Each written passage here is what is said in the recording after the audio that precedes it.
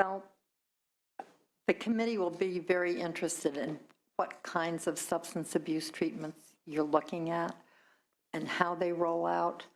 I've been interested in the offender mentor program, and I know there are a number of different organizations that can provide that, because unless we can use inmates in doing a large part of the counseling, and as there are programs, as the committee knows, that train inmates to be licensed drug and alcohol abuse counselors in California. I don't know how we are going to bring it to scale, a scale that's large enough to be effective. So, but I think we're going to need to know more about that, but that's going to be a very important piece of this. Are there questions or comments from other members of the committee? Senator Leno and Senator Monning. Senator Liu. Senator. Thank you, Senator Hancock, and thank you for calling for this hearing. This is something we've been talking amongst ourselves about for so long, and it's great to have the Secretary here to share with us your progress.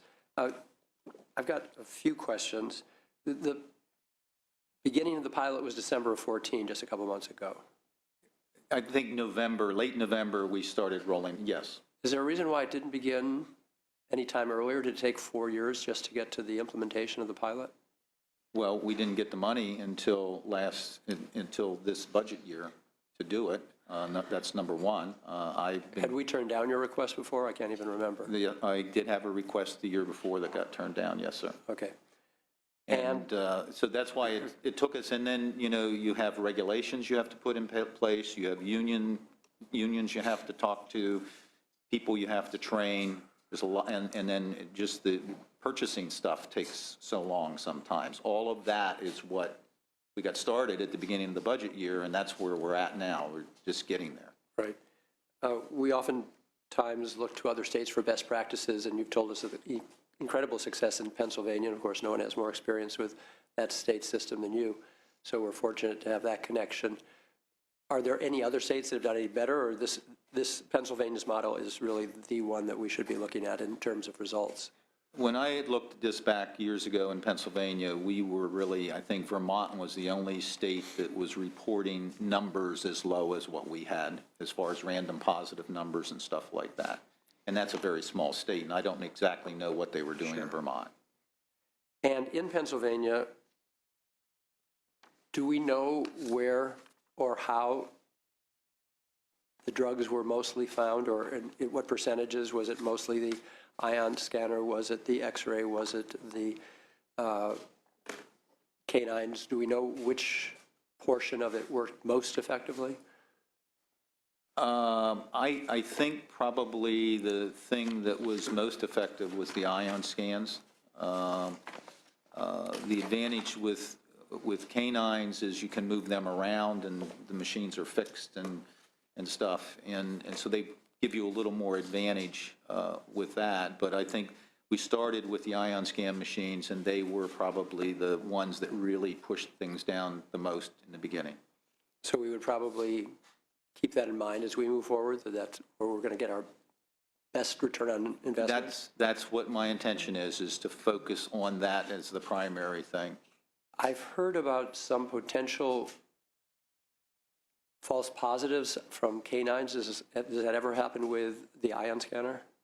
I don't think you can say anything is perfect, but from my experience, at least in Pennsylvania, we had a very, very low false positive rate, because once people understood that they couldn't bring the drugs in, and they couldn't be around drugs, because even if you're not trying to smuggle drugs in, if you're handling drugs right before you come in, or you're smoking marijuana or something, you could get a positive alert on the machine. Once people understood that and stayed away from it, I think our positive rate was like under 1% when we were testing people coming in. So it was very low. They realized what they had to do, and it was just extremely low, the positive rate. So in that less than 1%, were there a few false positives? That could be, but do we know where there were the highest false positives? Pardon? Do we know which of these attempts created the most false positives? As far as the machines or the canines, you mean? I don't know. I mean, if you have a properly trained and certified dog and your handler's properly trained, it's up in the 90-some% rate too. It's very, very high as far as being, correct. And then, again, I'll move on from Pennsylvania in just a second. Looking at their results, do we know who was responsible? Or again, different breakdown of percentages of responsibility. Was it staff? Was it visitors? Was it mail? The vast majority in Pennsylvania of the drugs were coming in through visitors. And once we rolled stuff out with the visitors, that's when we saw the real drop. Staff, of course, bring stuff in, and we caught people in Pennsylvania, just like we catch people here in California, but it's not near as widespread as the attempts from visitors. And the same is true for cell phones as it is for drugs? I'm just speaking anecdotally. I think I remember a hearing we might have had a while back on the issue of cell phones coming into prisons, that there was a lot of staff participation in that. In fact, there was a financial incentive for them to be participating. Yes, and I would agree that it's more likely that you would have staff involved with cell phones than visitors, because visitors have to go through a metal detector. So the metal detector isn't going to catch the drugs. That's what the ion scan is for. But it will catch cell phones. Staff don't have to do that. In Pennsylvania, we did not have not near as big of a cell phone problem, because everybody went through a metal detector in Pennsylvania, including myself when I went into the prisons. Got it. And then I just wanted to underscore a couple of the points that Senator Hancock had made. And I want to preface my comments by saying, for all the reasons you laid out in your introduction, this is a serious problem and we need to take care of it, for all the many reasons that, and all the different aspects of impact of the problem. But I don't want us to ever lose sight of the fact that what we're talking about in many cases, if not most, is a disease, and it's called addiction. And that to have a punishment, especially without incentive, but a punishment without certainty of treatment is really cruel in its concept. It's very comfortable for us to say, you just shouldn't do it. But if you're coming into the system, as so many are, with a drug addiction, and there's the opportunity to use, and there just isn't, and there might be a program, but a program doesn't mean there's not a waiting list. And if there's not a waiting list, it doesn't mean it's a quality program. That it's, number one, we're not going to be effective because we're dealing it with a behavioral problem as opposed to a medical problem. And so we need to work together to make sure you have the wherewithal to make sure that there are programs. And then, as the chair had said, if we're going to be punishing folks, then there also needs to be incentive for them to stay on this healthy path once we provide the opportunity for them to reclaim what they've lost through their addiction. And do we test inmates upon their arrival into the system? Drug test? I don't believe we do. Wouldn't that make sense? And wouldn't it be a good first step that anyone, if we tested everyone, and we found that 30 or 40% are coming in, that you are going directly into treatment? Right. Well, actually, that's a very good suggestion, and because it's exactly one of the things that we did do in Pennsylvania. After we had our program rolled out, we did start testing everybody that came in. And if they came in and they were hot, we didn't take any, there was no misconduct, because that was something that occurred prior. Sure. But then they were put on for assessment for treatment, and then Yes. were assigned to treatment right up front. So, I think if we can get some more treatment in place to make it, in other words, you don't want to do something if you don't have some place to put people. But I think that should be one of the steps that we should eventually do, that we should start testing people and then get them on for treatment right up front, right in the beginning.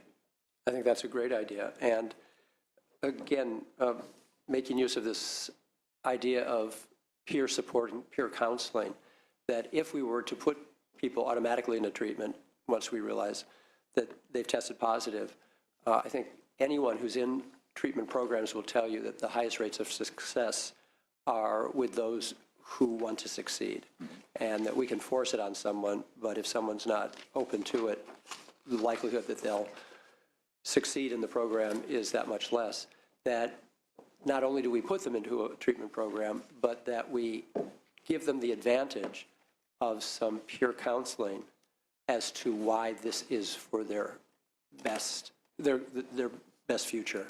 That if landing in state prison isn't a rock bottom, you got to wake up at some point, and that you're coming into this system with a problem and a medical condition. You need to get attention to it, and there's no better messenger for that than a peer counselor.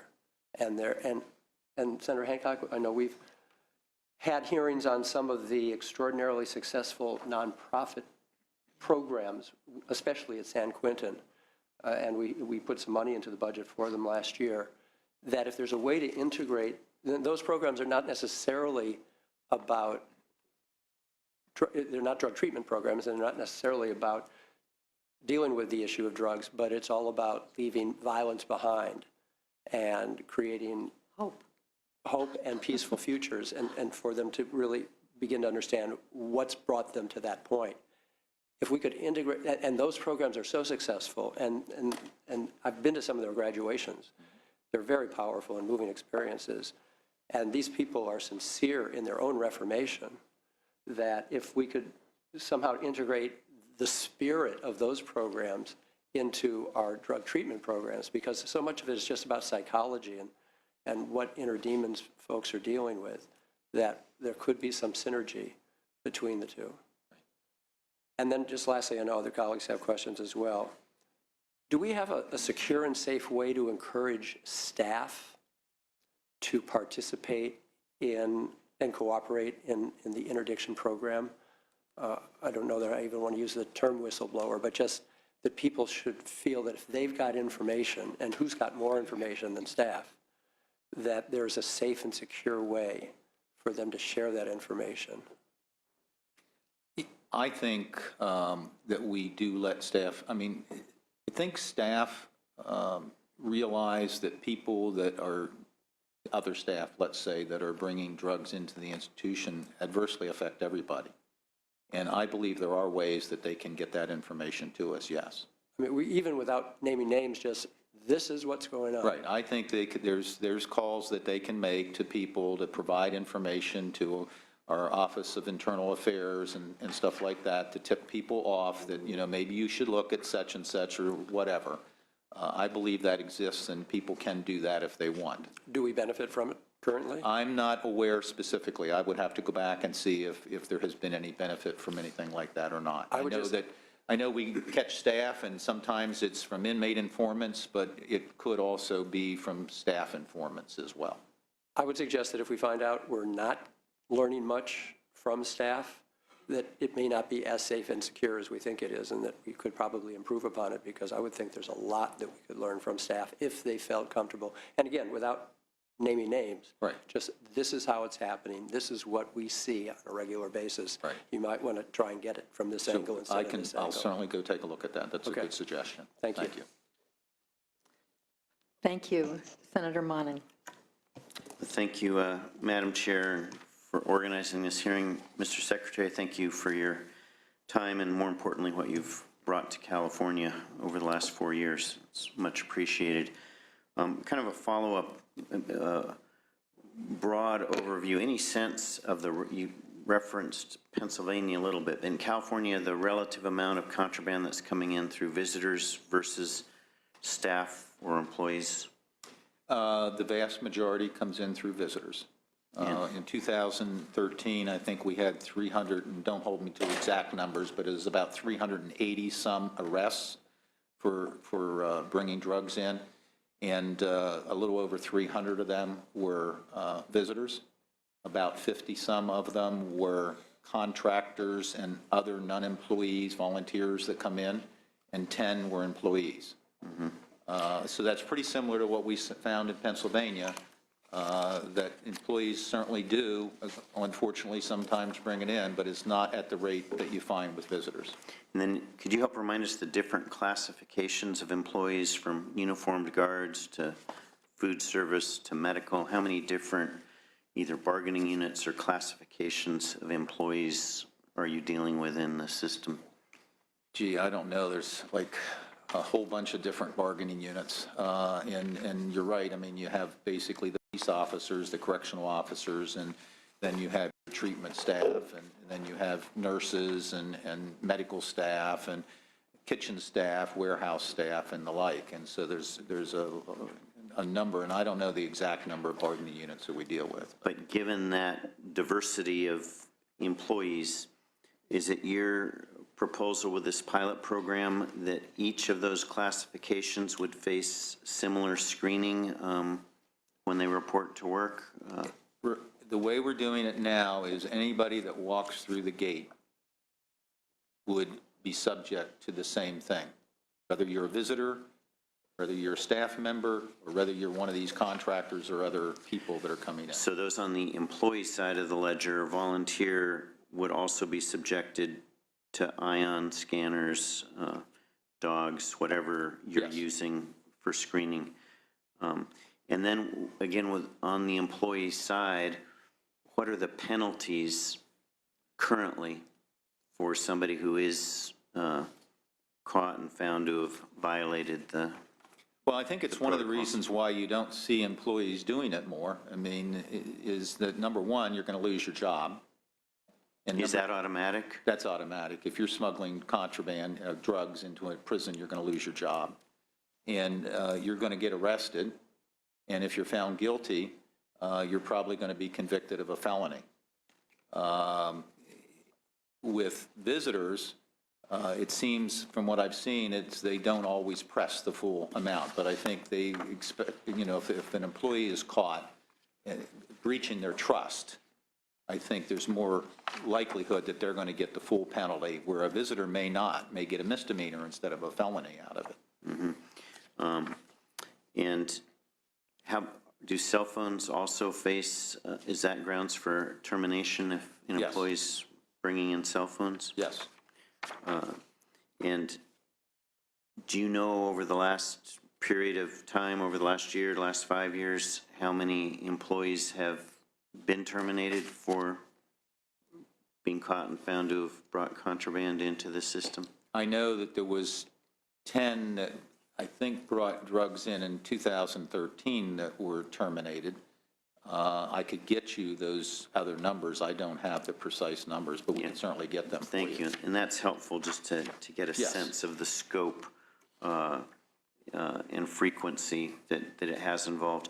And is there any drug testing for employees? And I know this could be a sensitive issue with unions, but Peace officers are all subject to random drug testing. and do you know any data offhand for what happens if a peace officer classification tests positive?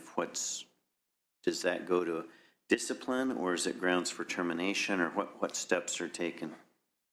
I'm not sure exactly. I'd have to get back to you on that. I know there's discipline involved if you're using drugs, and probably would be reason for termination. Yeah, and then I would just join in my colleagues' framing on the inmate side, the importance of discovery and discipline leading hopefully to sufficient budgets, staff, and programs that there is an incentive path to take advantage of drug treatment program, because at the core of that, you mentioned the AA and NAA, but those are peer counseling programs, as I understand it.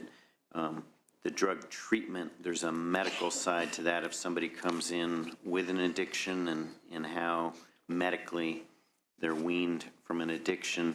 And underlying most addictions, there's an underlying story, which is also connected to why folks are in the criminal justice system.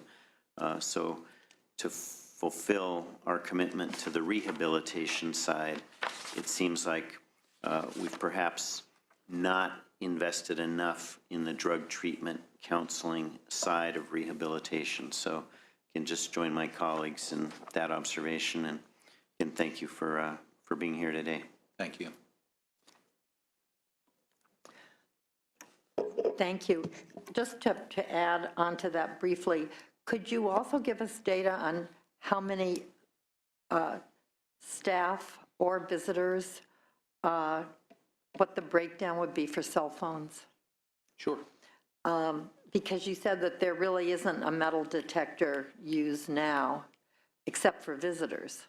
So one would assume, and they're quite large numbers, like in the 300s or 400s of cell phones, that each one of the prisons that the pilot program is in have collected over the last year. And it would be interesting to know where those cell phones came from. Well, to the extent we can tell you how many we found, and we find thousands of cell phones. We can tell you that, and then we can tell you how many people have been caught trying to bring in or bringing in cell phones, and to the extent what happened there. Yeah, I think it would be interesting to know what the breakdown is there. And also, if we're going to need, I think, some more information on what actually happens to a contractor or to a staff member, because in my reading of the regulations, it does not say that you lose your job. It talks about being turned over to the DA or whatever, but it doesn't discuss internal processes. And I think that would be something that we would need to know more about. But thank you. Senator Bell. Thank you very much. Appreciate you being here. Sure. I wanted to ask you some more of the budget questions about this program. Is this program intended to complete the fiscal year without any additional resources? Not In sure. terms of overtime or other expenditures that might have to happen to run the program successfully? Well, we received $5.2 million, and we're Right. staying within that budget, yes. You're going to stay within that budget? Yes. The program, when I looked at it, you said in your memo that you were going to have all visitors covered by this program for these institutions. Is that true? All visitors are subject to randomly being selected to. Yeah. Yes. Is it going to be like a program that operates, but also employees also, right? That's correct. So when we look at the proposal, you have a position for canine officer and one for drug interdiction officer, correct? Mm-hmm. For each institution, or more or less. So the question I would have is, how many hours does that cover? And what happens to the other hours in terms of coverage for visitors, employees, et cetera, in terms of screening for those people? Okay, so that is usually I done. want you to explain kind of how it works. Yeah, that's usually done by the ISU staff in the institutions. There's security staff that work in the institutions over and above that have been there in the past, and those staff would be used to provide the coverage. So they're going to operate the machines, et If they've cetera? been trained, yes, they have Okay, to be so trained. the canine officers are not going to be there, or we can have canine services, what percentage of the time in Well- each institution? Well, How does that work? It depends. The intensive institutions are getting 3 canines, and so they'll have 2 passive and they'll have 1 active. Obviously, they can't work beyond the normal week, but some of them would work on the weekends and some of them would work during the week, and so you would have coverage, but not 24 hours a day. How much coverage in a weekly basis is there, percentage-wise, would you say? With the With the canines? canines, yeah. Well, and if you have 3 dogs, you know, you would basically have the potential of up to 24 hours of coverage Okay. a day. I mean, you could theoretically, 5 days a week, you could have coverage. So how are you going to pay for that? Is that paid for within your existing budget? Well, Transferring first of all, assignments there were between- some canines that existed prior to us starting this. Yeah, right. And that was, I think, about $3 million worth, that's ongoing money. And then the other canines came out of the $5.5 million that we're talking about. Okay, so it's important to me to get a handle on what the total cost of this is, including the $5 million. So it actually appears to be a little more than $5 million. So I'm kind of curious if you could outline for us to the committee what the total cost would be. So if we wanted to talk about the total cost, there was the 5.2 million, and then there was the 3.2 million that was from the aggressive alert dogs that existed prior. So if you want to add them together, I guess that would be roughly $8.4 million. Okay, so it's 8 million. Is there other, my question would be, that doesn't appear to cover a 24/7 type of operation.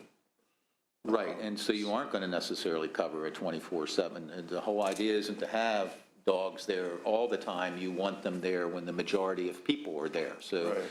you want them when your visitors are there, so that's a known quantity, Saturday and Sunday, 8 hours, you know. You want them when most of your employees are coming in, so you have 3 shifts of employees that come in, and so you'd want to have coverage when most people are coming into the facility, and you can move them around to do that. So are you going to estimate for us what percentage of the time we're going to have coverage? Is that possible? I assume we can do that because you wouldn't have coverage 100% of the time. All right. And you would cover every shift of employees and any other times the employees come and go from the facilities?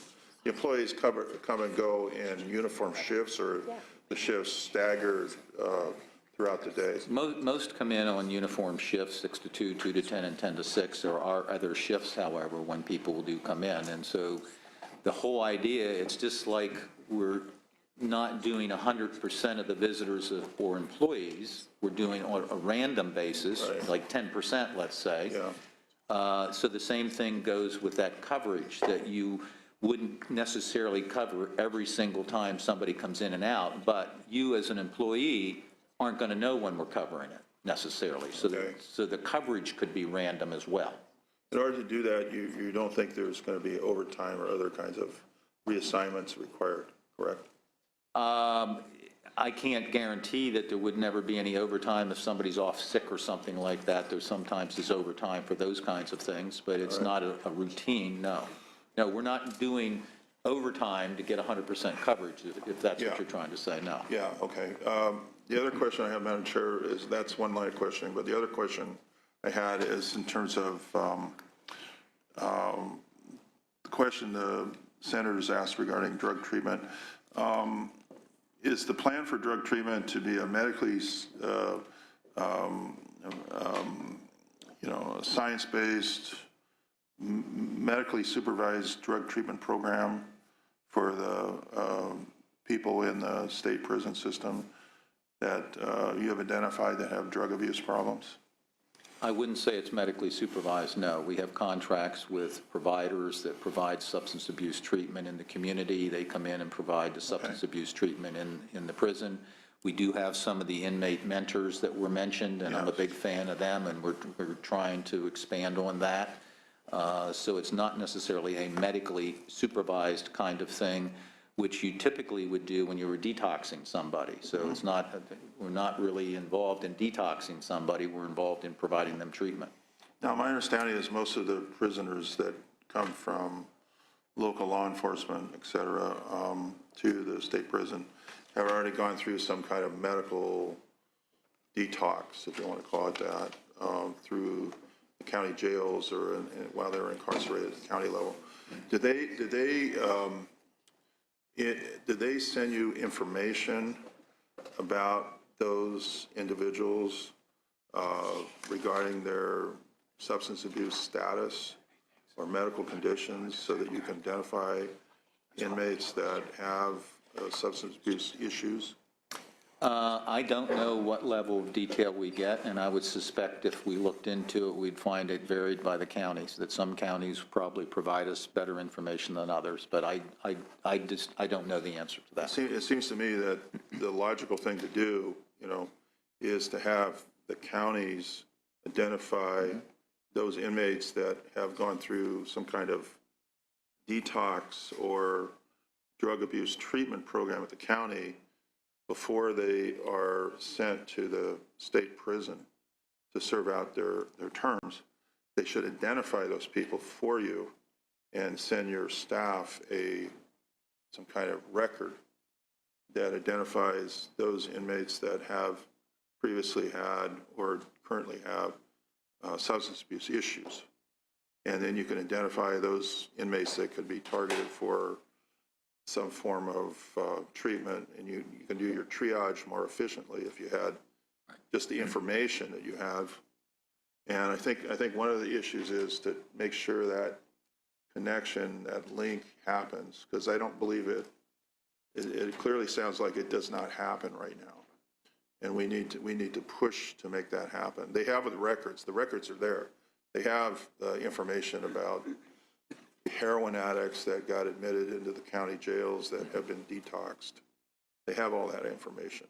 They should give that to you in a systematic way so you can deal with your treatment programs or plans for those people.